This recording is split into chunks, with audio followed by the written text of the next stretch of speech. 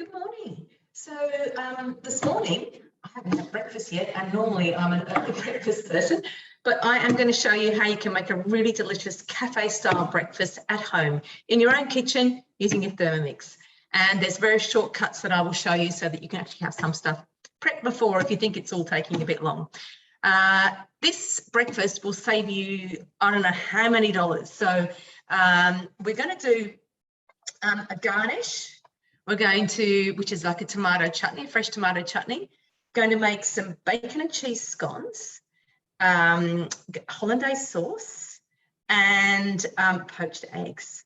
So sort of breakfast you would, you go out to on a weekend, a cafe, you probably spend a minimum of $20. And we're going to make this all for about $2. So maybe a little bit more, maybe $3. Anyway, let's get started with the relish. So I've got all these recipes saved here in my week on my TM6. So I've got the fresh tomato chutney. All right, so I'm going to start cooking. It says 8 sprigs of fresh coriander. Now, I love coriander, unlike some people, but I didn't have coriander, but I have parsley. So I am using what's in my fridge. And I've actually got a batch of stock to go later, or things I pulled out of the freezer, and I've kept the stalks of the parsley to go in the stock. So I'm just using the leaves here rather than throwing things out. So that's it.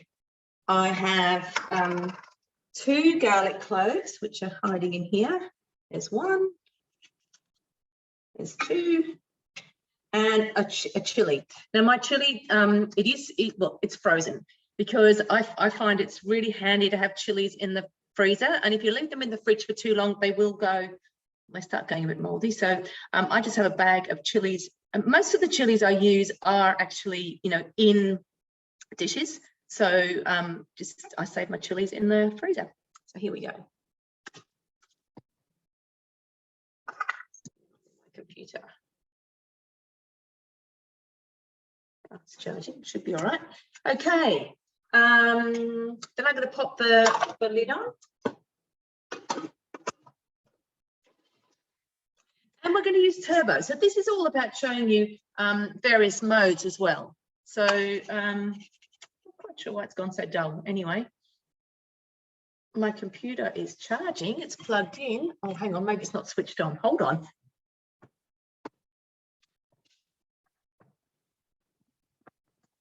There we go. That's better.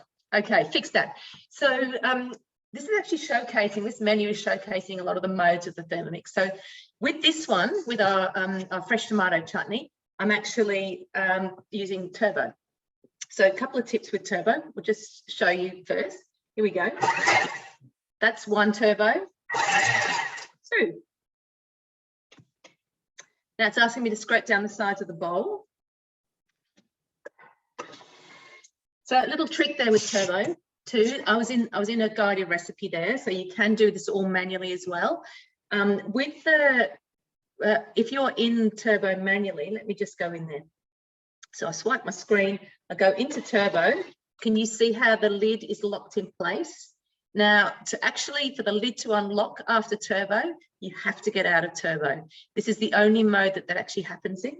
So you can do that by swiping and clicking on the green and making sure it's not green, and that releases my lid. Or if I go back in and I just hit the home button. All right, in this case, I'm going to go back into my saved recipe. And again, my lid releases. There we go, chopped up, beautiful. Oh my goodness, that is strong. Don't get your nose over too close to that. So I didn't take the seeds out of the chili, but you absolutely can.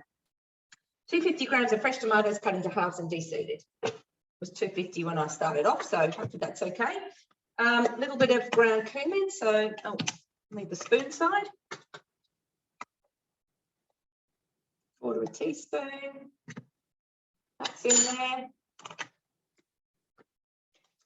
And 20 grams of olive oil. This is the arm workout for the morning.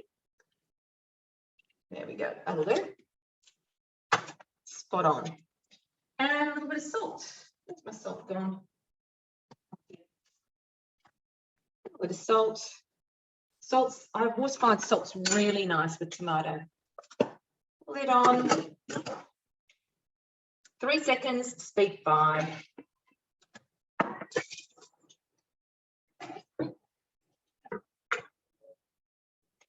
And that is it. So I'm just going to move a couple of things. Just transfer into a bowl and cover and place in the fridge until ready to serve. So there's our relish. I'm just going to pop it into the container here so you can see. It's like, oh my gosh, that smells amazing. And you can have that, you know, you can actually do that, put that through a pasta. You can have it with, bruschetta. The beautiful topping for bruschetta, this one. I'm sure there's plenty of other things. You could have it, you know, on the side with any sort of eggy breakfast. You could put it in an omelette, have it with an omelette. So there we go, really delicious. Okay, popping that aside, just going to give my bowl a quick rinse before we move on to the next thing. But the next one, next dish is going to be, really excited about these, cheese and bacon scones.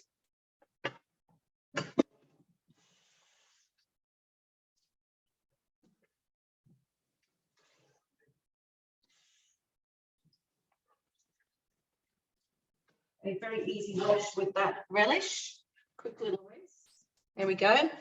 But I've got to preheat my oven to 220.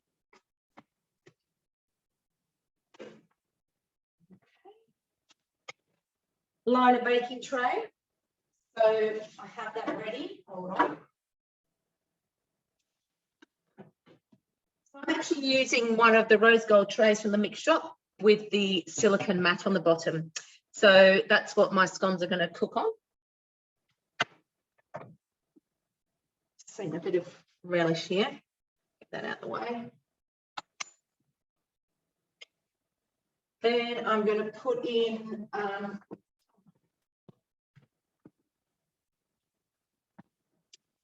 drying the bowl because we're going to do a little bit of high heat here.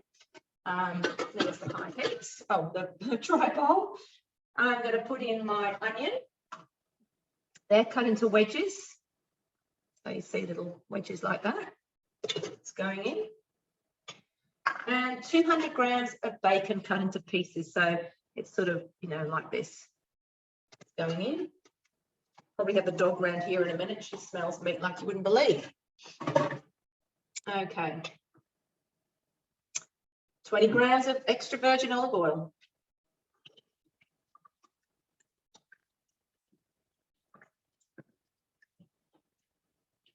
Okay.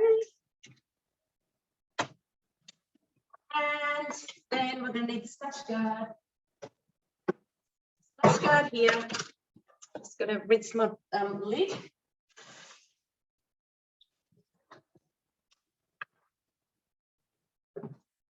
Okay. So lid's on there. Splash guard. You note you have to click done on here. And now it's going to cook using our high heat mode. So I'll tell you a little about that whilst it's cooking. All right.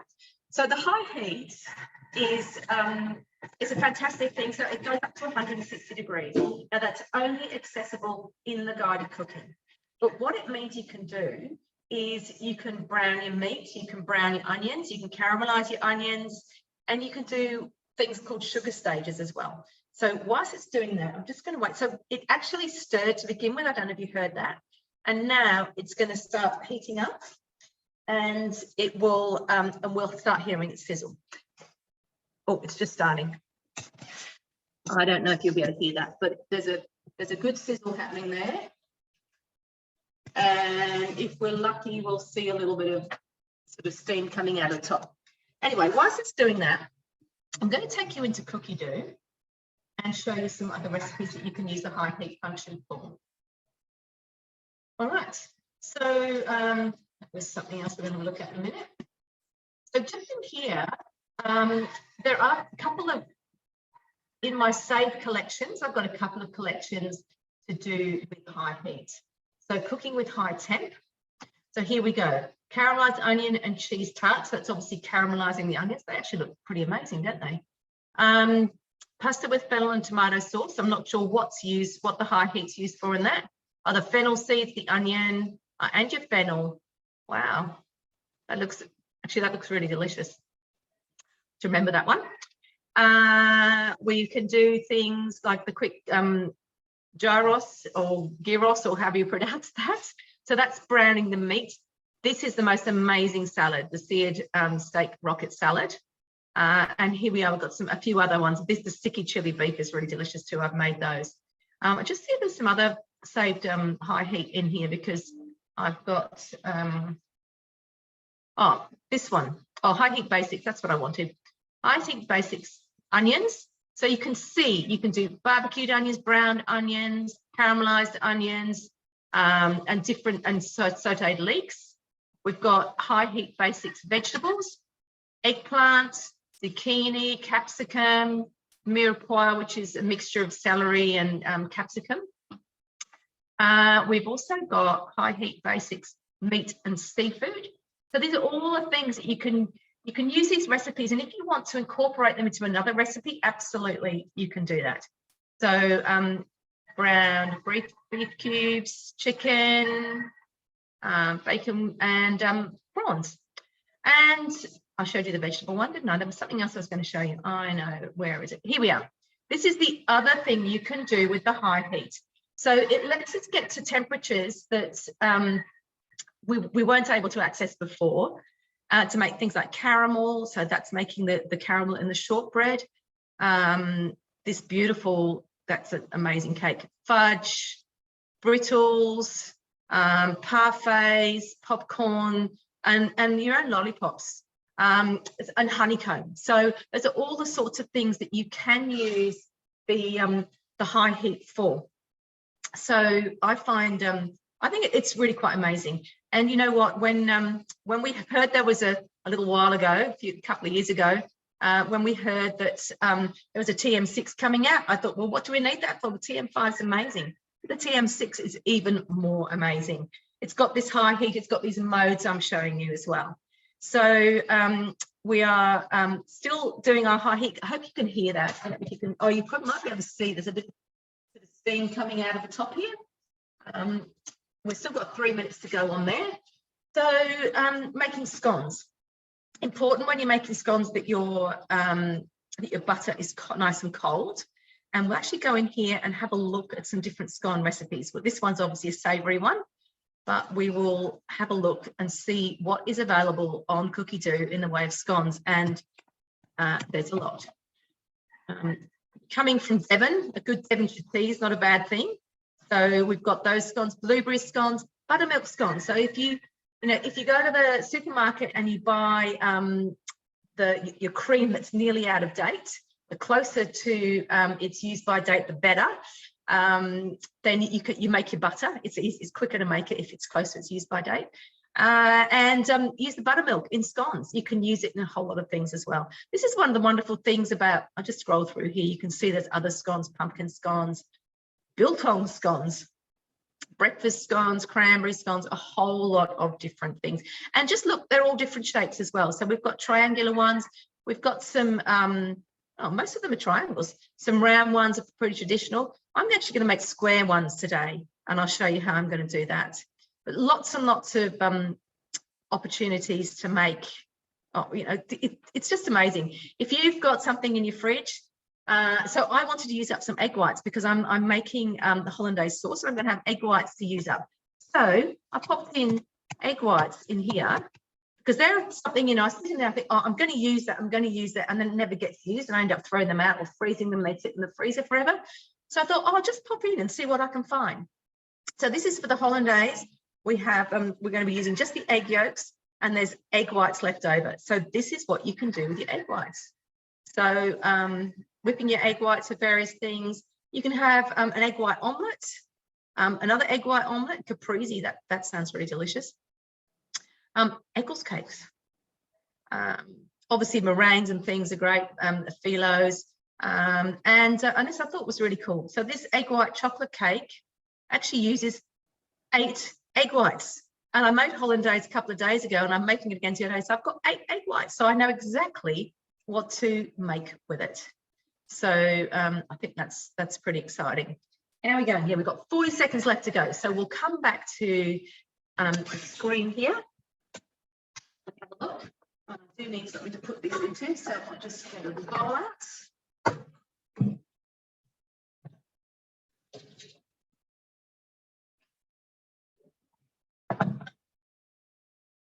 Well, it's really, I don't know if you can see that coming out the top. Yeah, you should be able to see that. Really steaming away there. Well, sorry. Raising away. Now, what do I need next? Let's have a look. So I can do a preview on here. Oh, we're finished anyway. So next, straight down the side and the base of the mixing bowl. So I'll just show you. Oh, sizzling away in there. All right. So then you can see there is some caramelization on the bottom there. And that's what we want. So I'm just going to push that around. We want that to actually go into the flavor of the onions and the bacon. So just going to give it that good scrape.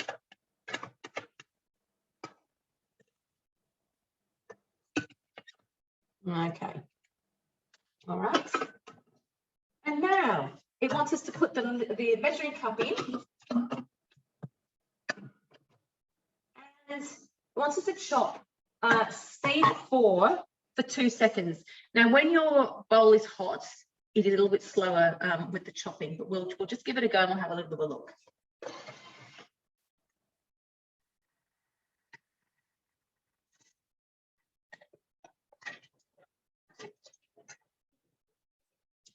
So we'll have a bit of a look. See, it takes a little time for it to get chopping. It's a bit, it chops. Oh, that looks pretty good. Oh, look at that. Amazing. So I'm going to pop that into this bowl.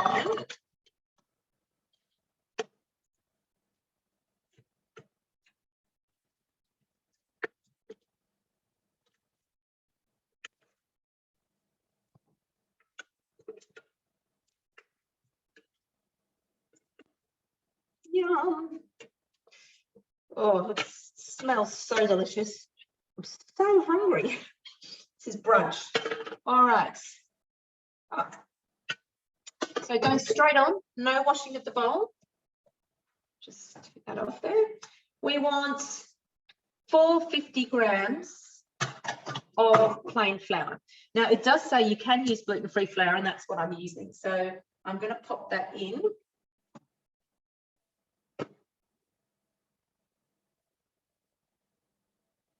Go. 3 teaspoons of baking powder. So I've just got my baking powder here. 1, 2, 3. Half a teaspoon of salt. There you go. 120 grams of unsalted butter. So I'm just going to actually grab that from the fridge.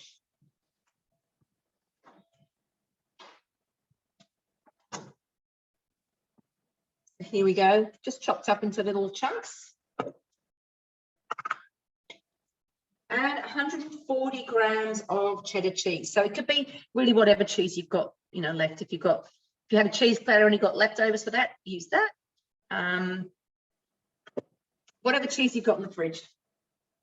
It says chives. Now I don't have chives, but what I have done is I thought I had chives in the garden, but I didn't. So I've got a little bit of parsley, but I've also chopped up some little bits of the green, probably can't see that very well, of spring onion as well as a little bit, because chives are a little bit oniony.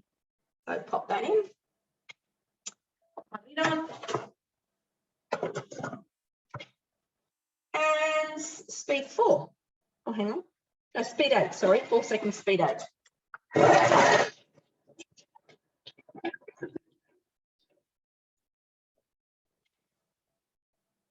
Okay, 250 grams of milk. Let me just pop this here. So So we don't usually have, I'll just show you what this looks like at the moment. So that's just all the flour and everything just mixed up together there. The cheese was in there. We don't normally have dairy milk in the fridge, so I have actually almond milk, so I'm going to use almond milk.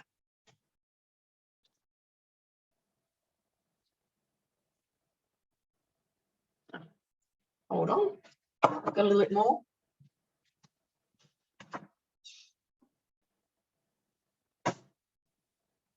Into my almond milk here. But over. So the interesting thing about this is that these are, I was going to say, they're not dairy free because they've got the cheese in them. But they are gluten free, and you could leave the cheese out or use a dairy free cheese. So bacon mixture's going in. Oh my goodness. Gourmet breakfast coming up. Put the lid on. So now we're using another mode, and this is our dough mode. So 2 minutes of kneading in your Thermomix is equivalent to 25 minutes of kneading by hand. So put that on there. Clean up my mess whilst that's happening.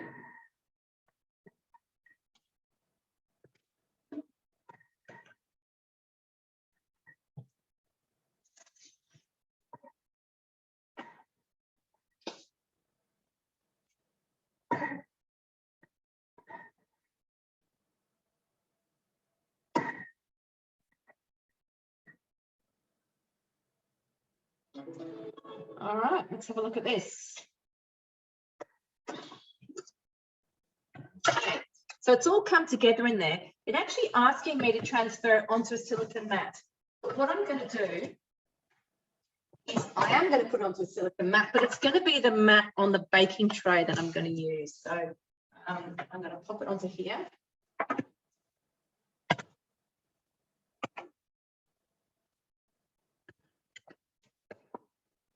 Oh, wow, looks amazing. So I'm going to tip that upside down.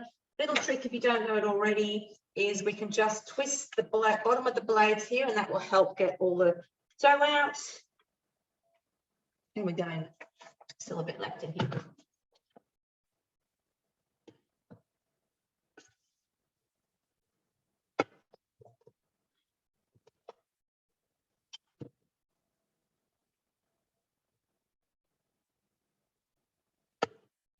Oh, yum. All right, so what I'm going to do is just start this off in a pre-clean mode. I do have another Thermomix, which I'm going to finish that off, but I'm going to show you where you can do that.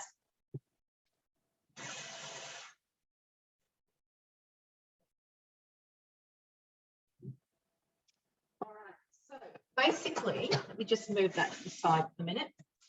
Basically, what I'm going to do is get out my recipe. I'm going to swipe my screen to the left. I'm going to go to pre-clean mode, and it's saying here I can use dough. There's dough cleaning, universal, fat or caramel or browning, and you would have seen there was a bit of browning there on the bottom because we don't use that mode.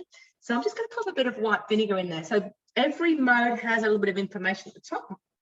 Click on here, and it says the browning mode, use vinegar.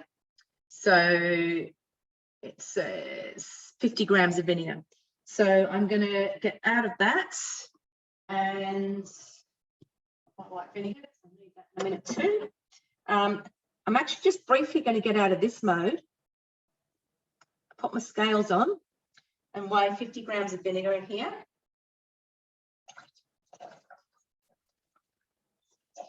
There we go, that will do.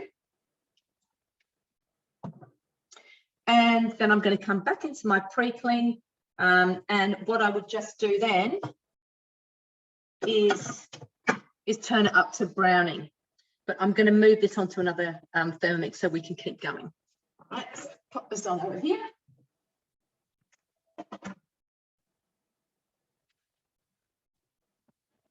Right, let me come back to the recipe. I've just turned that one back on.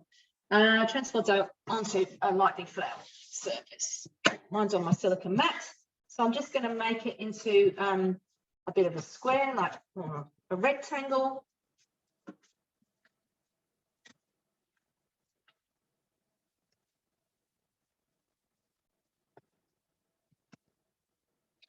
Okay. And then you can, a couple of ways you can do this.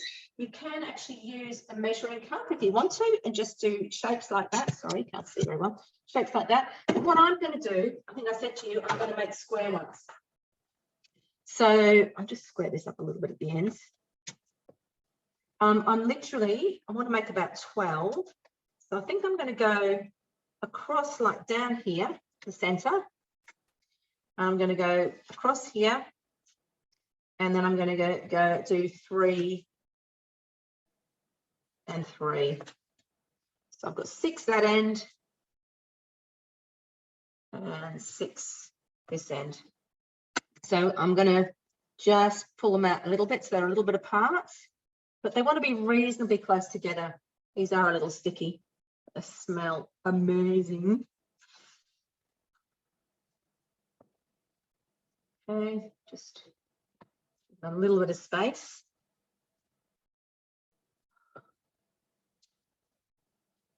I don't think I'd be a very good baker because I haven't, they're not all the same size, but look, they're going to be fantastic.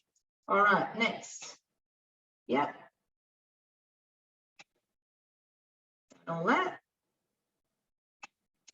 Place close together. Brush the surface of dough with extra milk. I'm actually not, I'm not going to do that. And then I'm going to bake for 15 to 20 minutes until golden. So I'm going to stick them in the oven.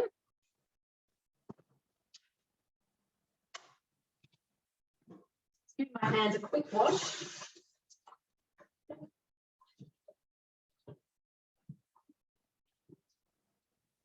All right, 15 to 20 minutes. So I'm just going to pop that, let's pop a timer on my phone so I don't forget. Timer. So 15 to 20. Pop it on 18. All right, that's going. Okay, what else? What's next? Hollandaise sauce is next. All right, so a new bowl. Clean bowl. And coming in here again to my guided cooking. And I'm going to my week. And the Hollandaise sauce. Start cooking. 10 grams of water. This is where it's really good to use your measuring cup. It is a measuring cup, so it's a good way of getting a small amount of water in there. So 10 grams of water. Okay. 10 to 20 grams of lemon juice. Now, a little trick here, which you may or may not have seen. All right. When you can use your spatula here to squeeze your lemon out. Now, I do actually know this doesn't have any pips in it, but if you squeeze it into the top section here of your round the outside of your measuring cup, if there were pips in it, the pips will get saved or get stopped here, so they won't go into the bowl, but your juice will. So I'm just going to do this.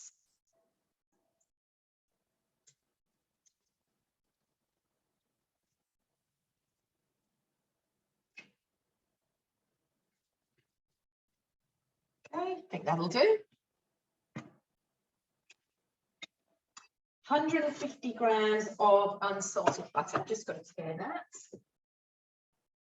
Like 150 grams of unsalted butter.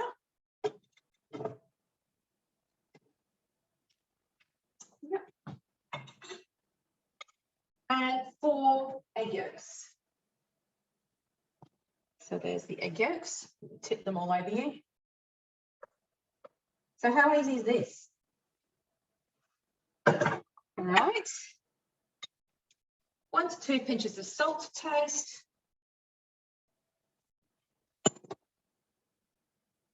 Next, where's my pepper gone? There it is. Pepper. It was really interesting. A few years ago, I went on this retreat, was helping in the kitchen, up in Arnhem. Well, it wasn't Arnhem Land, it was up near there. And I hadn't realised how important salt was with the taste. You know, amazing how long it takes you to learn these things. But so I love a bit of salt now. All right, and it is good for you. We do need it. So now it hasn't set the time. It's going to work that out. It's going to go to 80 degrees, and this is our thicken mode. And whilst it's doing that, I'm going to show you a couple of things, more things you can make with thicken mode. So now it's said that's going to take 10 minutes. Okay, so in that time, so far we've got our salsa, we've got scones in the oven, we've got Hollandaise starting to cook, and just going to get something to pop that in actually. So this is one of the things we can pop. I think you've seen these, the thermo jug on the mix shop. It's fantastic. If you are getting them, this is a medium size. I've inadvertently got 2 medium size ones, which is fine. If you've got a long table, I can put them on either end. But if you go to a large one as well, if you are looking at that and ordering that, then make sure you look at the drop back and make sure you've got a large, not medium. Okay, so that is absolutely fantastic. I should have said this free scraper great for when you're using silicone, because you can't have that knife on. Otherwise, you can be getting silicone fibers in what you're eating. So that's also on the mix shop. And the other option, which I'm just going to grab,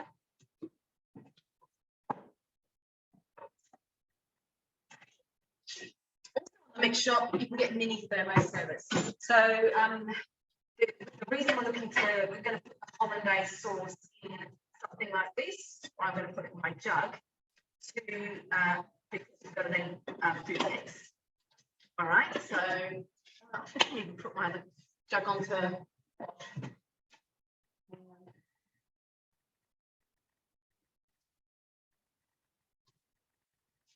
All right. Yeah, so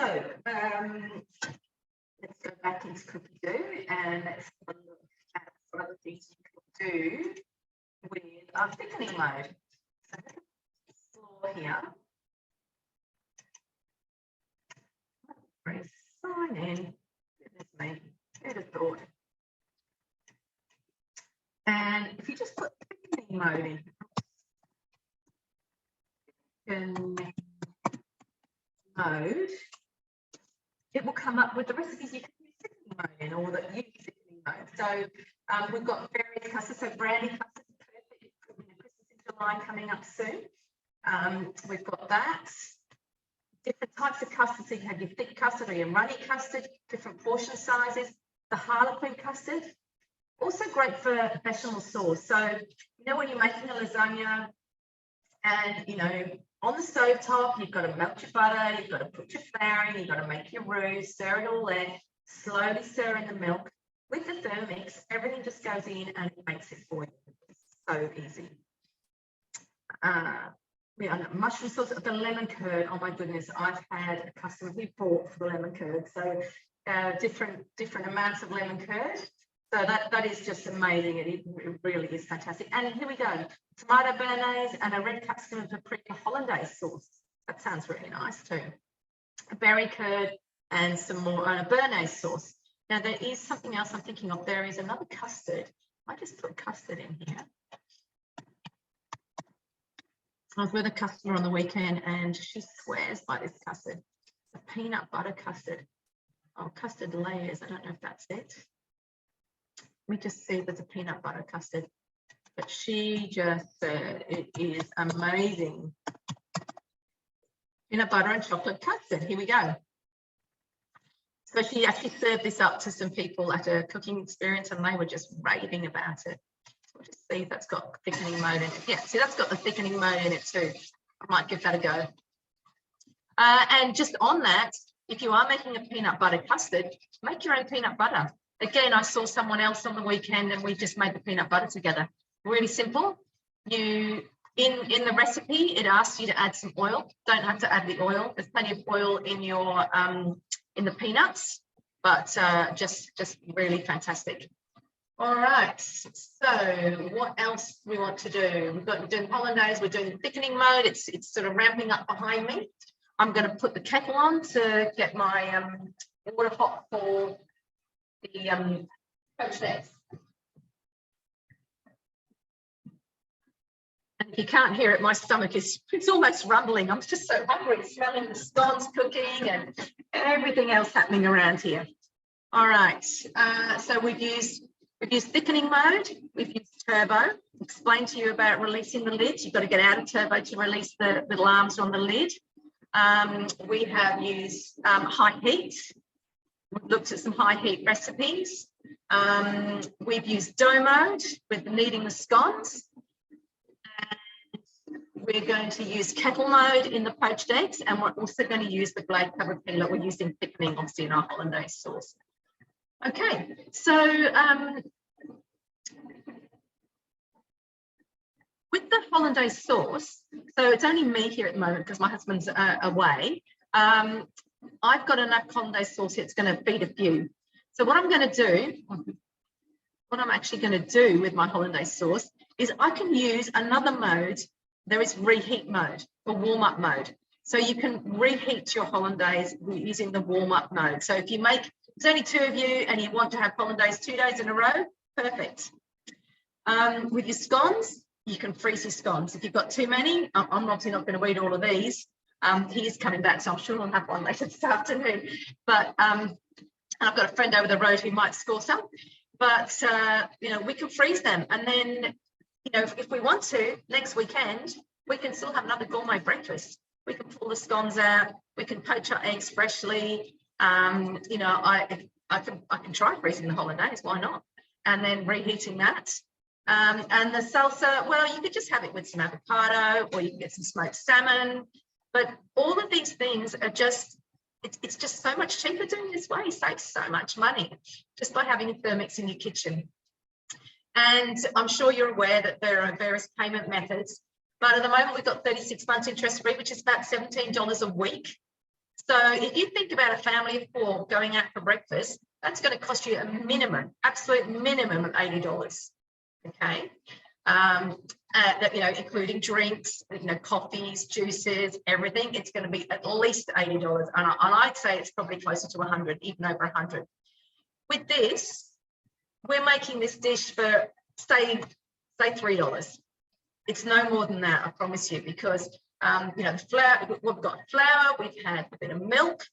We've had a bit of cheese. We've had a little bit of bacon. We've had some butter. And we will have used 6 eggs. The egg whites are still there to use. I'm going to use them in that chocolate cake. So it's really extremely cheap. You can make a coffee in here if you want. You can froth your milk. And you can make a beautiful green smoothie or whatever type of smoothie you want. So I know I go down the road from work and actually, you know, pick up a smoothie for someone from there. And you know, that's around $15 for a berry smoothie. So it's just crazy. You can just save so much money. You could easily, your thermix will easily pay for itself. There's so many ways you can save. All right, how are we going here? We have 2 minutes left to go. So, I'm just going to.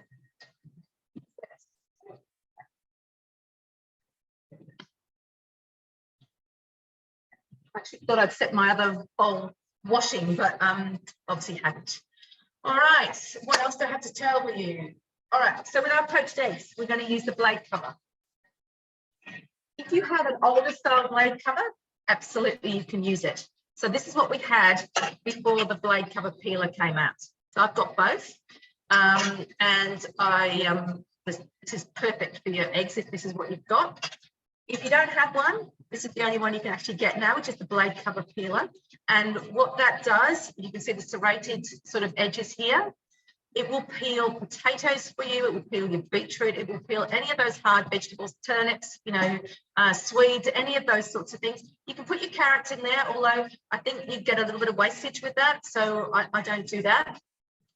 One of the things I really love about it, though, is peeling your garlic.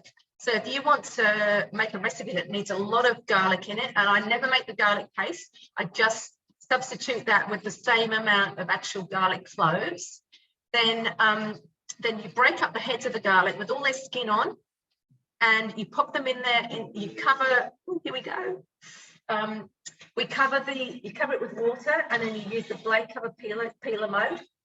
I'll show you on here, and then it peels all the garlic. It's just fantastic. So love it. All right, so here we are. We have our Hollandaise sauce. See that on there? It's just beautiful. So what I'm going to do is, so there's, if you've got a funnel, you can absolutely use a funnel. I just want to see if this will work over here. It's not going to work. If I put it into my thermosaver, it will. I'll do that. Oh, well, I'm going to put it in my jug. I want to use it in my jug. I love my jug. So, but what I was going to say is, if you have you're putting it in a jar or something like that, then you can just put this upside down and just pour through there, and then any drips are going to go onto your lid. Here, 2 hands here. So there's my Hollandaise going in there. It's going to stay warm in my thermo jug. Just going to scrape some more in.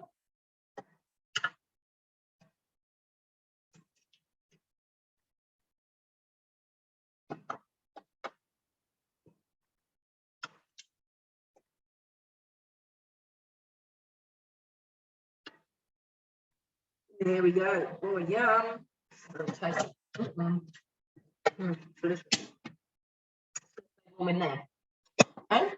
Now, I'm just going to give this a little bit of a rinse. Super quick way to wash. Here.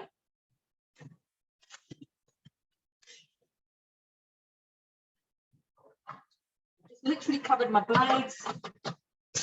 I'm going to pop the lid on.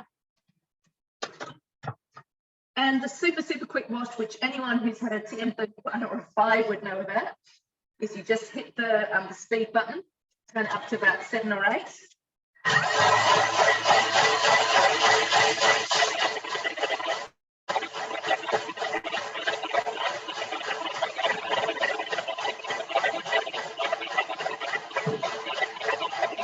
And that was way longer than it needed, but I was just doing a sneaky little cleanup behind the screen. All right, so I'm going to tip this down the sink.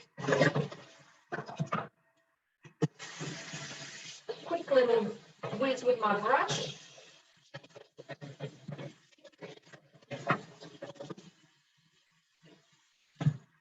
There we go. All right. Now we are ready to do poached eggs. Clean the lid here.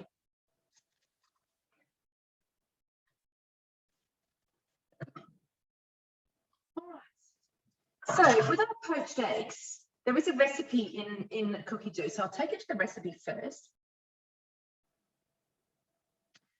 Where are we? Poached eggs. Oh, I'll check my scones, see what's happening there. What time have we got? 2 minutes left. I'm just going to quickly check them whilst we go on to the poached eggs.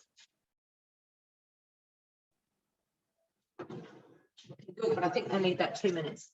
All right, so I'm going to pop the blade cover in, and all I need to do is just put it this way up, and you'll see it's a little bit wavy, and the lumpy bit goes over the higher side of the blades. But you're fine. It's very easy to put in.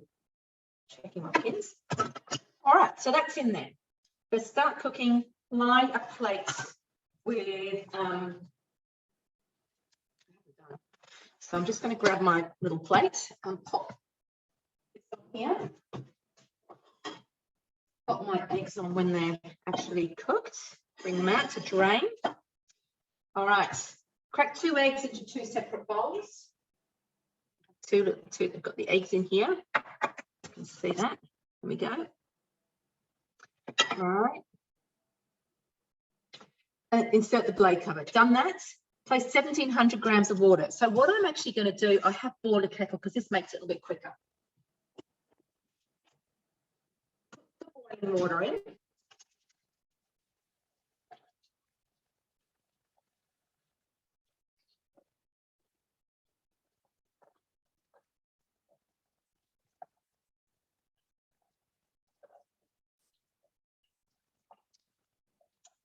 that will be all right. Okay. Next, 50 grams of just ordinary white vinegar. Oops, over 50 grams. That's okay. Then it says put the mixing bowl lid on. The really important thing with this is that our I'll get there just a sec. Is that our water gets up to 100 degrees. So if I put this on here, you can see we're up at 55 degrees. And I can keep going there and it will heat up. Oh, it's gone up to 60. It's slowly moving up, all right?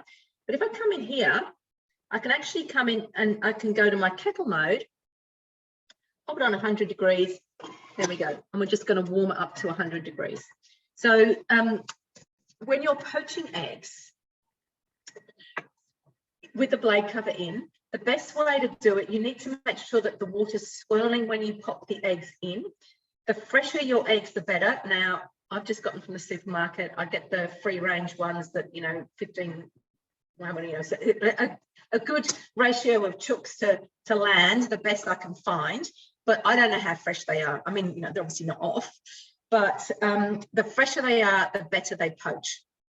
So if you know someone with chooks and you can get fresh eggs, you're going to have absolutely perfect eggs the whole time, all right, every time. But this, it's a little bit potluckish, but this is the way that you do it. So it has to go into the swirling water.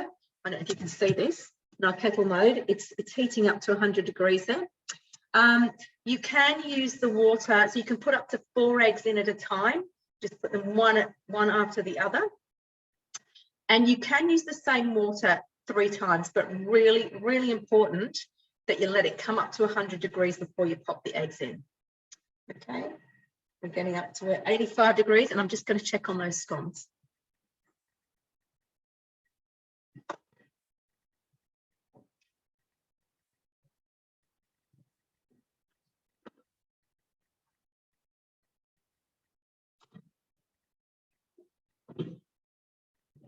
Look at, oh, when you can't even see.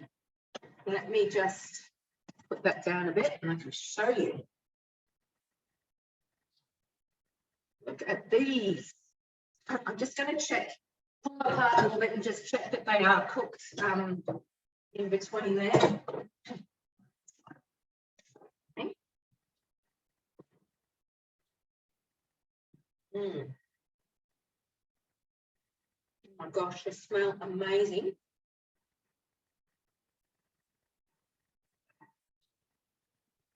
Look at that. Just going to pull one apart and I might have to sneak a little bit in early for the rest of my breakfast. That smells so good. Okay. Make sure they're not too doughy.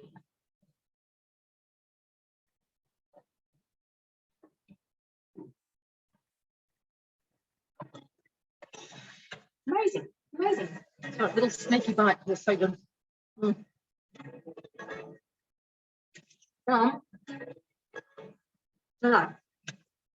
no, quite cool.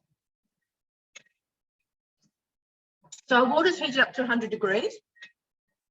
Here it is on 100 degrees. And now I'm going to pop the following instructions. It said take the measuring cup out. Next, oh, hang on. Got to turn that on. Right, and I'm adding the eggs one at a time through the hole. Making sure we're swirling a little bit. 1, 2. And then popping the lid back on again. So if your eggs, those had actually been sitting out for a little bit, but if your eggs are straight from the fridge, this is actually the timing for that. So I actually like my eggs a little bit more cooked. But if you've got smaller eggs, you might want to decrease the time. It's just going to be, you probably get used to sort of eggs that you have and you can work out how long it's going to take. All right. This is on my plate. Wow, seriously good. And that's my cleaning finished over there.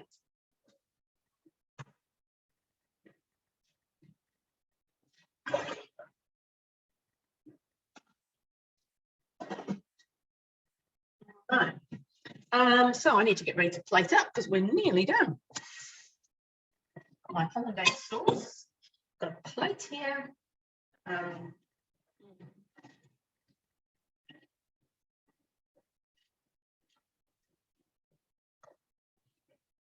So good. Surprised my little friend, as in the dog, isn't right near me. Smelling rather beautiful bacon. She was around when I was prepping for it. All right. That's my scone ready to go. I'm going to pop them back in just for a couple of minutes. I think I might have had them just a little bit too close together.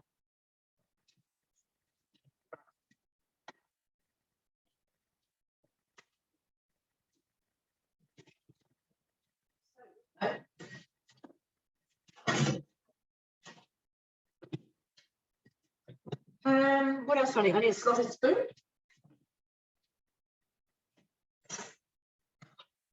Eggs out. I've got my salsa. Got my Hollandaise sauce.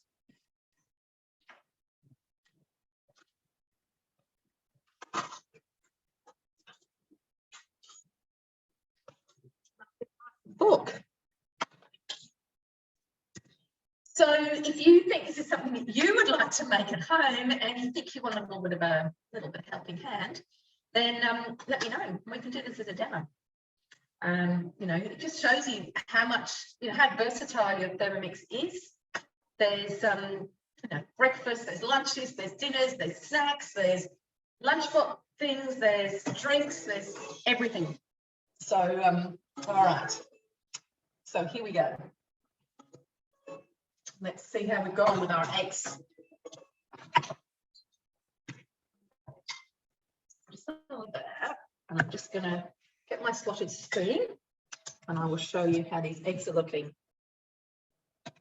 Oh, good.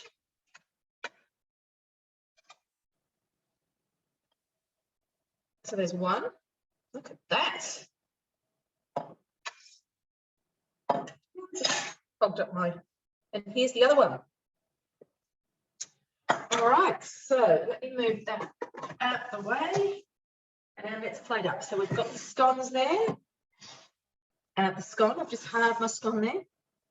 Going to pop an egg on top of each one. Yum. I'm going to put a little bit of my Hollandaise on there.